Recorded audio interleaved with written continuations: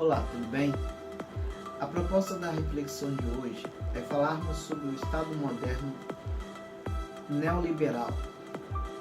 Vamos apresentar as principais críticas que foram auferidas ao estado de bem-estar social para que então as políticas neoliberais começassem a ser implantadas. Vamos falar de algumas imposições que são colocadas como orientação e concluindo com algumas indagações que dizem respeito ao futuro das práticas das políticas que passaram a ser implementadas. Pois bem, apesar dos benefícios que o estado de bem-estar social trouxeram para o capitalismo, como um controle social, baixos índices de violência urbana, desenvolvimento dos Estados Unidos, como de diversos outros países no mundo, a partir de um determinado momento, este modelo de Estado ele passa a ser criticado pela burguesia, visto que muitos dos seus serviços que antes eram prestados passaram para as mãos do Estado. E de certa forma isso vai gerar um certo ciúmes, ou por que não dizer assim, uma inveja, sabendo da possibilidade que eles poderiam lucrar com a prestação desses serviços. Esse modelo de Estado permitiu que os Estados Unidos pudessem então se projetar dentro de um plano internacional perante outros países, fazendo com que sua cultura influenciasse diversas outras sociedades que passaram a adquirir hábitos e costumes norte-americanos, como o individualismo e o consumismo, numa prática conhecida como o jeito de ser norte-americano. Vale destacar que o desenvolvimento econômico ele proporcionou a geração de muitos empregos, salários melhores, baixas taxas de inflação. Contudo, economistas da escola de Chicago, paulatinamente eles passaram a se tornar mentores dos governantes do mundo ocidental. Na medida em que eles percebiam que a corrida espacial, uma guerra que foi travada entre Estados Unidos e a União Soviética, passava a ser ganha, viram a possibilidade de estar fazendo o enfrentamento sobre dois campos, um ideológico e o outro econômico. O Estado havia dominado muitas áreas ou setores que antes pertenciam à iniciativa privada, e ansiavam então por retomar estes postos. A oportunidade aparece a partir do momento em que surge a crise do petróleo, em 1973. Essa crise ela tem como origem problemas políticos entre judeus e árabes, onde os árabes, que são os detentores da maior parte da produção de petróleo no mundo, naquele momento eles resolvem boicotar essa produção, a fim de que os preços fossem aumentados. E isto vai gerar um efeito cascata no mundo inteiro, na medida que os preços de todos os produtos passaram a ser inflacionados. E o petróleo naquele momento era o combustível mais vendido e que movimentava a economia. A partir daí, outras alternativas de combustível passaram a ser desenvolvidas, mas o mundo como um todo sofreu com essas disputas políticas, durante aquele momento. O efeito mais devastador da crise do petróleo, ele vai acontecer nos países periféricos, que viveram dias sombrios, vendo as suas economias ruírem ao ponto de não poder pagar mais suas dívidas externas, né? E isto passou a assustar o grande capital, porque os trabalhadores passaram cada vez mais a fazer greves, e agora eles reivindicavam não somente aumento de salário, como também queriam controlar a produção. E esses movimentos, eles podiam ser percebidos em países como a Inglaterra, a França, a Finlândia, a Bélgica, a Suécia,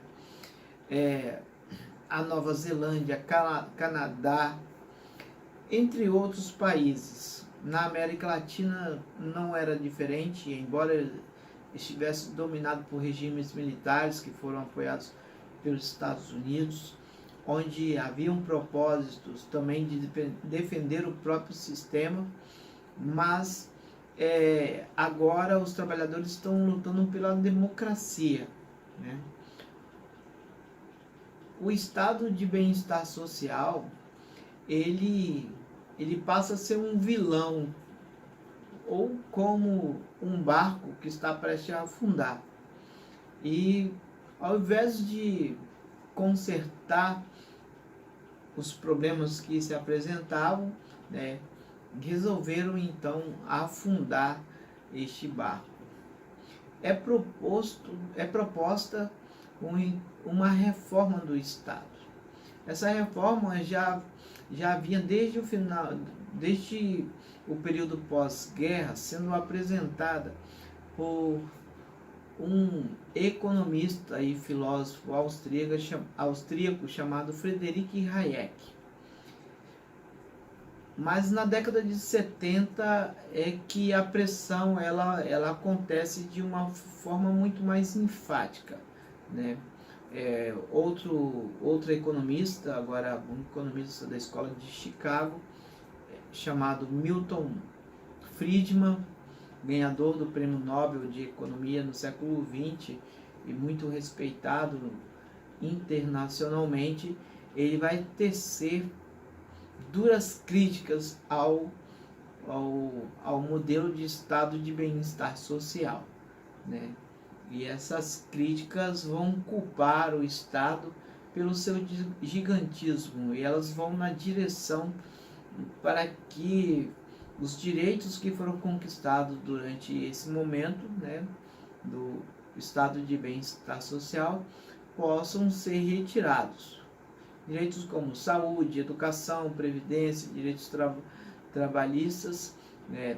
Em geral, quem vai mais sofrer com essas medidas que são aplicadas, que passarão a ser aplicadas, são as classes mais baixas, porque não possuem representações tão fortes capazes de conter então essa nova onda neoliberal. A economia ela passou a crescer muito pouco. Então as grandes empresas faziam uma revolução administrativa. Elas irão mudar um paradigma da acumulação primitiva de capital, que vai até o Taylorismo e o Fordismo, o modelo de gestão bastante rígido, que apesar do sucesso que havia tido durante várias décadas, agora chega no momento de esgotamento. Será criada uma nova forma, denominado processo de acumulação flexível do capital, onde 2 novos modelos de produção ou gestão administrativa são apresentados.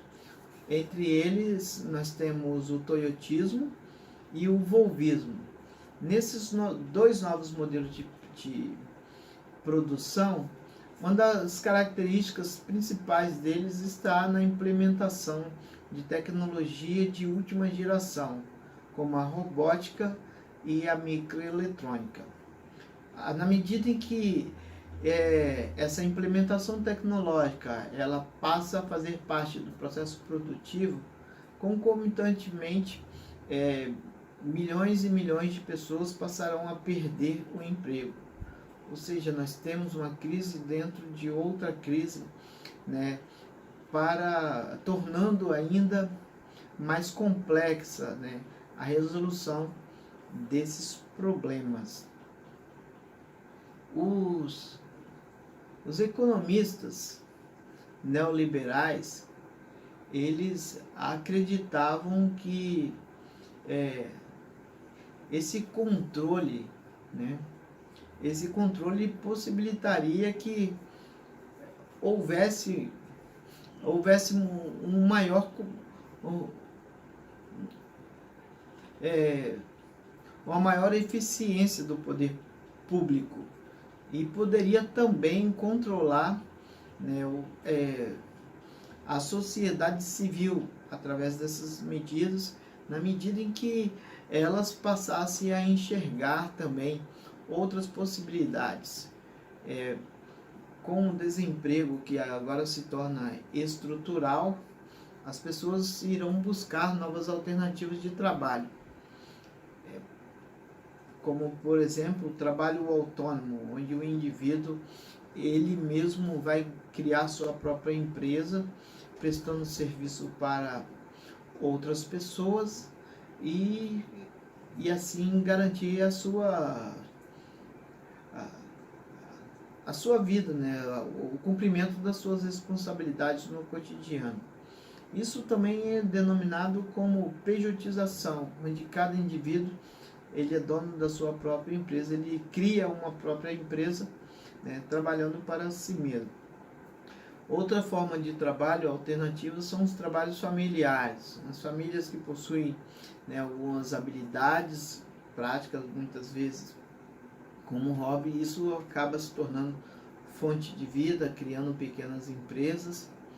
O trabalho doméstico também é mais uma das alternativas de trabalho dentro de um desemprego estrutural, nessa nova conjuntura, onde o trabalhador ele possui um contrato com a empresa de prestar um determinado serviço, onde ele não precisa estar presente na empresa, mas o seu trabalho é desempenhado dentro da sua própria casa, né? Então, os neoliberais, eles veem, né, suas intenções políticas sendo impulsionadas pela globalização. E talvez essa seja a grande diferença entre o neoliberalismo e o liberalismo. O neoliberalismo ele atua numa velocidade muito mais rápida, né? Tendo em vista que as tecnologias elas são muito mais evoluídas e a globalização ela impulsiona o neoliberalismo a atingir um número cada vez maior de países, visando assim quebrar todas as barreiras. A crítica ao estado de bem-estar social, ela vai atingir em cheio os países periféricos que não experimentaram essas políticas de bem-estar social. E os seus serviços, quando existem, como saúde, educação, transporte, são prestados de uma forma muito ineficiente. E tudo isso é feito de uma forma proposital, mas mesmo assim, os poucos, parcos e ineficientes serviços prestados pelo Estado em muitos países passam a também ser criticados para que as políticas neoliberais pudessem ser implementadas. No ano de 1989, houve o Consenso de Washington, uma reunião entre economistas latino-americanos, economistas do FMI, economistas do BIRD, que fizeram um acordo, num direcionamento que iria nortear a política será aplicada em todos os outros países, onde que o Estado deveria ser mais enxuto, chegando ao ponto de chamá-lo de Estado mínimo. As orientações são para que as empresas estatais fossem privatizadas, né? Que as barreiras comerciais fossem quebradas ou diminuídas, né? Para que houvesse uma desburocratização do Estado, com a demissão de funcionários públicos, a diminuição de taxações sobre produtos que eram exportados de um país para o outro, a possibilidade do envio de lucros das empresas que estavam estabelecidas em outros países para seus países sedes, a renúncia do controle da própria moeda, como a renúncia do controle cambial, né, que deveria ser feito, e que de preferência a moeda nacional ela estivesse atrelada ao preço do dólar, e que os serviços públicos, né, fossem transferidos para a iniciativa privada a fim de gerar um maior fluxo da economia, né? Então, criar novas possibilidades, uma nova realidade para o mundo como um todo. Todas essas medidas, elas vão ao encontro dos princípios capitalistas, né? Princípios esses que são a liberdade de mercado, o consumismo, a busca pela felicidade, a propriedade privada. Então esses valores eles estariam como pano de fundo, né, no cerne da questão das políticas que estavam sendo apresentadas dentro de uma nova ordem política. A rigor, os países que implementaram essas novas orientações ou políticas neoliberais não tiveram mudanças substanciais, muito pelo contrário. A população, assim como as sociedades, elas enfrentam crises contínuas, né? E não tem trazido grandes resultados. Na contramão do neoliberalismo, né, que prega um Estado mínimo, nós temos a China, que possui um sistema híbrido, né, uma conjugação de socialismo com capitalismo, socialismo de mercado, e que nas últimas décadas tem alcançado os maiores índices de crescimento do mundo, com projeções de nos próximos 30 anos ultrapassar até mesmo os Estados Unidos, né? E os países centrais, com as suas maiores economias, que estão vivendo um momento de decadência, de diminuição do seu poder aquisitivo, eles já perceberam isso e estão tomando medidas no mesmo sentido da política chinesa, né? Uma política onde o Estado ele é mais forte, ele possui uma capacidade de intervenção em todas as áreas do mercado, né? Porém, mesmo aplicando políticas mais protecionistas, como a gente tem aí o exemplo do presidente Trump, que protege suas empresas e até mesmo quer construir um muro para impedir a imigração. A Europa também, os últimos governos têm agido no mesmo sentido, de praticarem políticas mais protecionistas e diminuir o fluxo de imigração, que é um problema muito sério do mundo atual, devido ao desemprego estrutural, né? E essa realidade, né, ela mexe muito com todas as questões, porque uma vez que nós temos uma sociedade onde 193 milhões de pessoas, né, no mundo inteiro estão desempregadas e nós temos máquinas com capacidade de produção ociosa, não há consumo suficiente para manter toda essa dinâmica que o capitalismo exige hoje, né? Teremos que começar a pensar num novo modelo que possa então mudar esta forma, porque vai chegar a um ponto que uma grande crise vai acontecer se não forem tomadas medidas nesse sentido, né? O capitalismo ele tem favorecido muito mais aos setores financeiros. Quem tem mais ganhado dinheiro são os bancos, as corretoras de seguro, assim como as empresas de cartões de crédito. Então, o setor produtivo mesmo, que é quem gera emprego, que faz com que a sociedade sinta-se um pouco mais segura, né, de poder se relacionar e se desenvolver, ela não tem conseguido enxergar nessas políticas hoje. Então, existe um fenômeno chamado psicologização do emprego.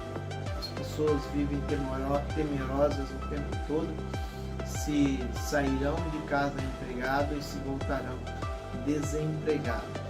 E isso as faz submeter a situações muito desagradáveis, hostis, opressoras, sufocantes, que têm gerado problemas de todas as ordens, desde psicossomáticos até desestrutural dentro da própria família, uma vez que você tem milhares e milhares de famílias sofrendo problemas advindo do próprio contexto do desemprego, entre outras coisas que já existem, né? O próprio compromisso com as contas que cada um tem que pagar e as empresas que estão cada vez mais dispostas a demitir para reduzir custos e garantir a manutenção dos seus lucros. É preciso repensar um modelo de produção e de sistema econômico e de vida que nós todos queremos para nós e para as futuras gerações. Por enquanto é só. Muito obrigado pela atenção e até a próxima.